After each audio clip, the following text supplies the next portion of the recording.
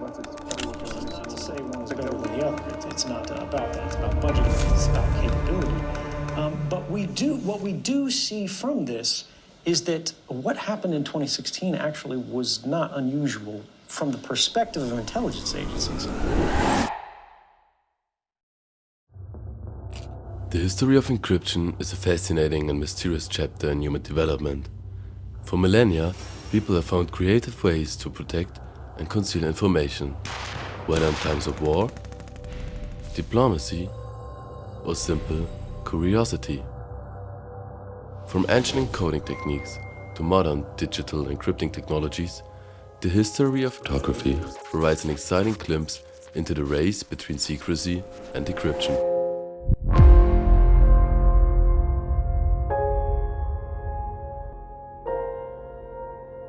The first known use of cryptography occurred in the 3rd millennium BC in ancient Egyptian cryptography.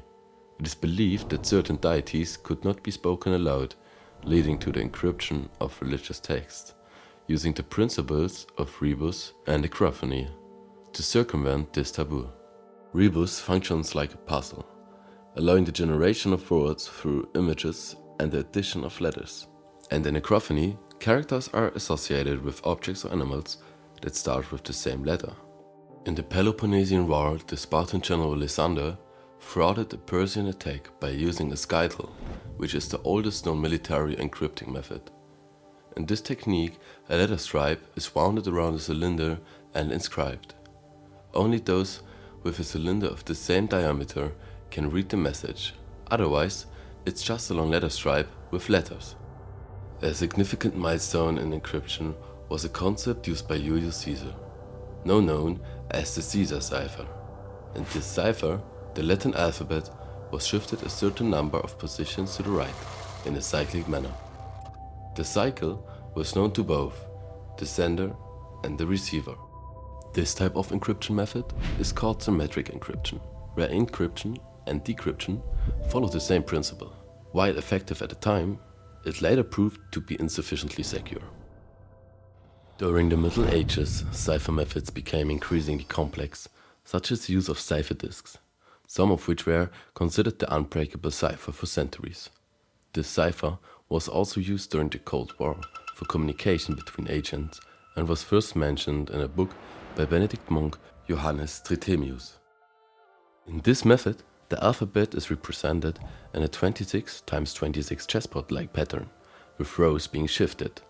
To make the method work, a keyword is needed. The top horizontal row serves as the orientation for the message, while the left vertical row serves as the starting point for the key.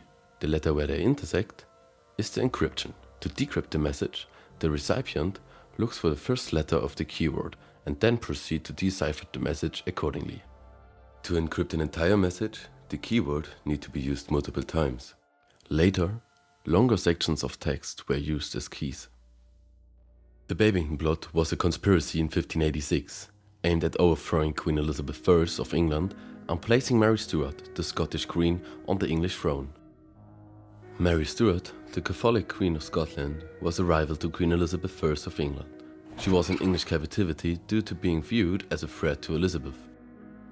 Anthony Babington, a young English nobleman and supporter of Mary Stuart, was the main actor in the plot.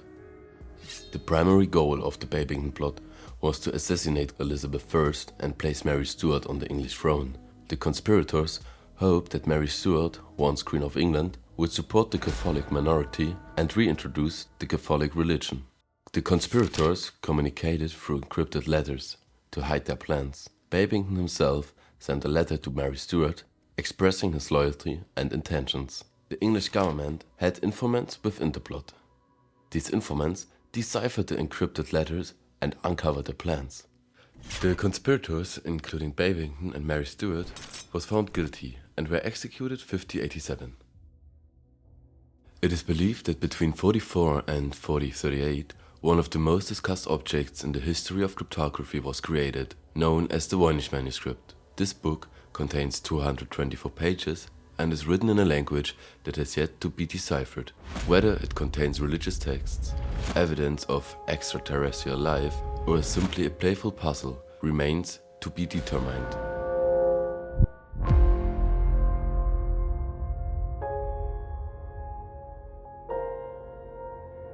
The fact that states engage in espionage and have dedicated agencies for it is well known.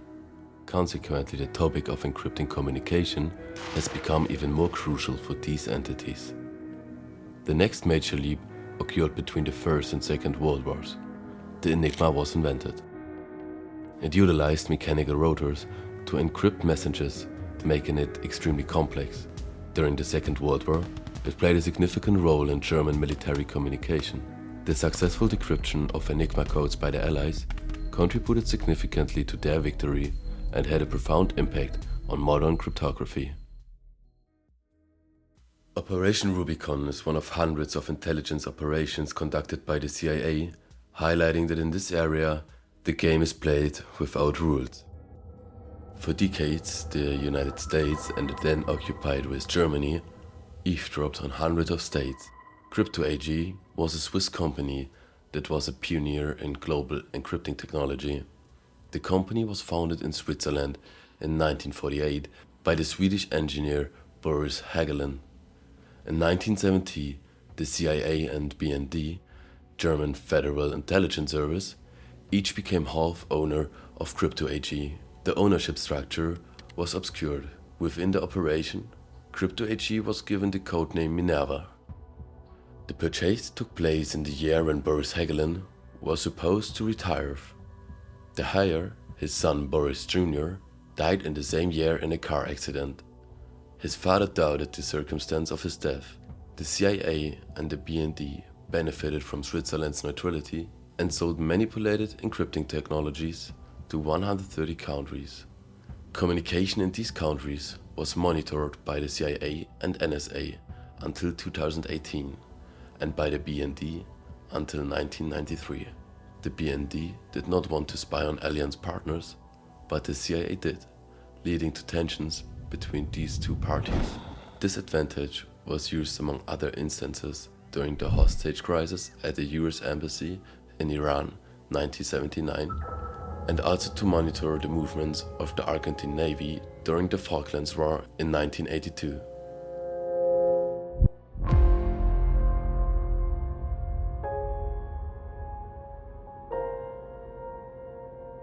The development of cryptography from a purely secret service subject to a research discipline occurred in the 70s.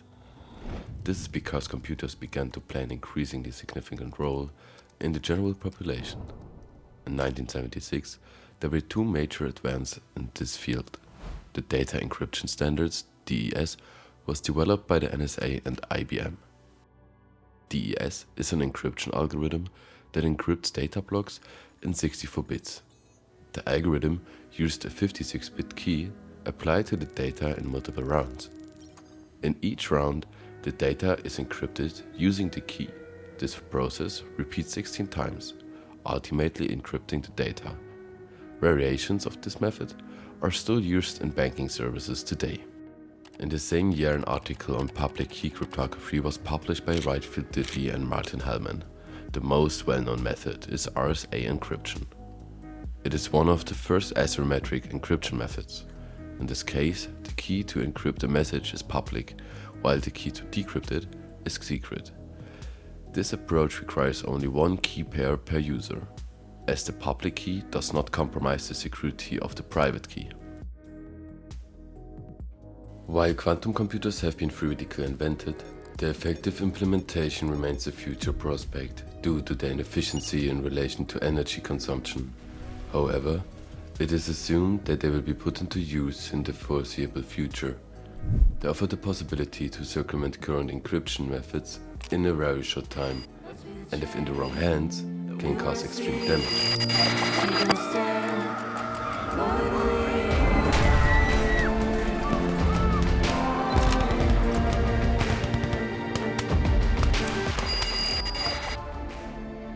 Nevertheless, quantum computers also enable correspondentially robust encryption, making decryption with a conventional computer impossible.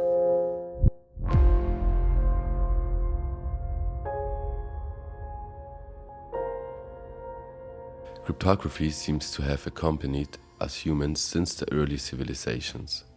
Progress in this field is exponential, leading to an increasingly complex and faster race between encryption and decryption. However, it also becomes more crucial. Many of us organize our daily lives, store private pictures, conduct banking transactions, and make purchases through our smartphones and the linked user accounts. With digitalization of personal documents, servers containing, for example, medical records or your emails and passwords are becoming more frequently targets of cyber attacks. To protect yourself, always remember to perform regular software updates, occasionally change your passwords, and create passwords that are sufficiently complex.